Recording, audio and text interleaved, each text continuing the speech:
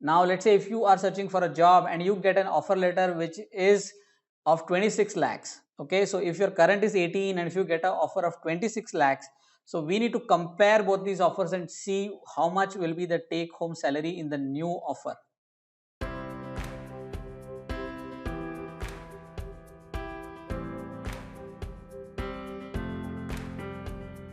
Hello everyone, welcome to Career Talk. Today I'm going to talk about how do you compare two different salary structures.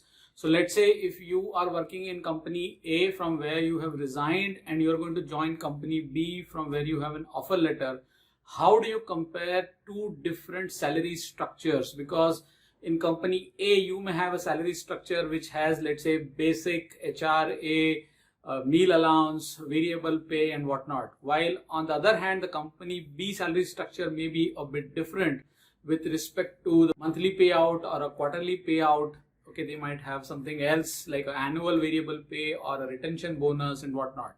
So how do you compare two different salary structures to arrive at a conclusion whether joining company B will really benefit you? So let's deep dive into these two salary structures. I'm sure you'll subscribe to the channel and hit the notification buttons on for the future videos. Let's get started. Okay, so this is an example of current salary structure. So here we have considered very basic elements. So let's say if it is very straightforward, you will have these components in your earning head, which will be basic salary, HRA, food card or meal coupon, then telephone reimbursement, books and publications, LTA, medical insurance if you are eligible.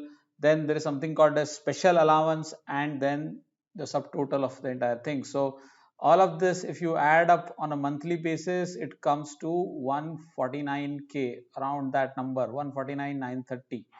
Okay, so let me make it a bit bigger. All right, so Provident Fund is beyond this, right? So Provident Fund on a monthly basis 1850, if you add, your total becomes 1,51,780. Now one important thing which you need to understand is, okay, this is kind of your offer structure, but in your salary slip, Provident Fund is not an earning. Provident Fund is a deduction. Okay, so even if you get it, it gets deducted. Okay, you don't get it in hand. All right, I hope that's clear. Now if you sum all of this up at an annual level, what the company will tell you is cost to company, right? So this total is the cost to company. Let me rename it. Okay, CTC total, that's what how they say it, right? So your total CTC would be 18,21,360. Okay, so that will be the yearly offer letter that you will get. So if you want to calculate how much will be your take home salary in hand, then that number is the subtotal after taxes, right? So this is pretty straightforward calculation. Now let's say if you are searching for a job and you get an offer letter which is of 26 lakhs. Okay, so if your current is 18 and if you get an offer of 26 lakhs, so we need to compare both these offers and see how much will be the take home salary in the new offer. Okay, and I will take you to that example now. So this is, for example, your offer. Okay, offer structure. Now this offer is a bit complicated because there are other elements here which are not there in the current salary of the previous company. Okay, so here you already know the monthly components, right? Basic salary, HRA, LTA, food or meal coupons, personal allowance, city allowance, vehicle allowance, all of those, right? Now all of this is fine, but here if you see this performance payout, they have this additional element called performance payout, in which again there are two parts. One is monthly bonus pay and the second is performance bonus pay quarterly. Okay, in most cases what happens is this monthly component they will pay you anyway. Okay, they will make it as a part of the fixed component, okay, and pay you every month.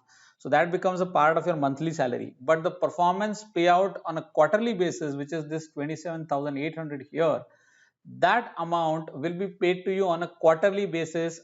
Again, it depends on how will the company perform. So let's say if the quarter starts in April, so April, May, June, after the results are announced, they will pay you. So 1 month after the results are announced, and again, it may or may not be 100%. So this is technically a quarterly variable pay. You cannot assume that you will get all of this. All right, now going further, you again have Provident Fund and Gratuity. Gratuity anyways is not paid monthly, it is not even paid annually. Gratuity is a very different concept, but they have shown it here as a part of CTC, which most companies do. Now if you go down further, you will see few more things like, for example, insurance premium. Okay, so if you add all of these components, your gross annual A, B and C, A is your annual salary, B is your retirement benefits, C is insurance. If you add all these things, your total gross becomes 25 lakhs 53,580. Okay, here. Now, beyond this, some companies give you a retention bonus. So this is another 1 lakh rupees in this example, which they will pay you if you stay in the company for 1 year. So this will paid on an annual basis if you don't leave the company. Okay, that's why it is called a retention bonus. So that if you add to the total becomes 26 lakhs 53,580. So that is the total CTC offered. Now if you have to compare this with the 18 lakhs here, there is a lot of difference. Okay, here it was pretty easy to calculate. Okay, while here it is complicated. So in my view, to keep it simple, you should always look at the monthly part and you should always look at the fixed part. Okay, so if you look at the monthly, here the monthly amount is 2,05,430. For the sake of simplicity, we have considered the quarterly bonus also in the monthly calculation. So here it is 2,05,430 and here it was 1,49,000.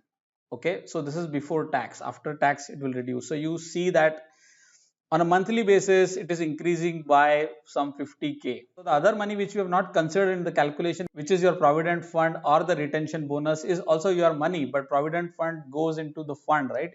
It is not paid out, and the retention bonus will be paid out to you. It will be your money, so you will definitely get that money, but after 1 year. So this is one example which I wanted to share with you with respect to how you compare two different salaries. Okay, most companies also have a annual variable pay. Okay, if that is also part of the calculation, then make sure that when you compare two different offers, you take the variable pay out of the equation and then compare. So that will help you understand how much more money will you take home every month.